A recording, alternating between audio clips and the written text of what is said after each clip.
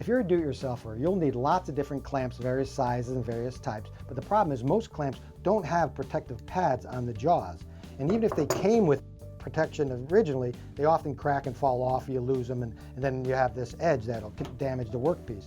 If you're wondering why you need to protect the workpiece, take a look at this. Here's a seat clamp, and you can see the jaw. It damaged the wood, it made a depression right in the workpiece. So you want to avoid that. And one way is to go out and buy these peel and stick pads. These are felt pads that are meant to go on the bottom of furniture legs. All you do is pop one off and peel off the protective backing. That exposes the adhesive.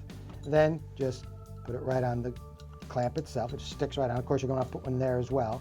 And for clamps like this that have square rectangular jaws, you can buy sheets of felt. There's one large sheet with a peel and stick backing. Just cut it to size. Here's one I cut earlier.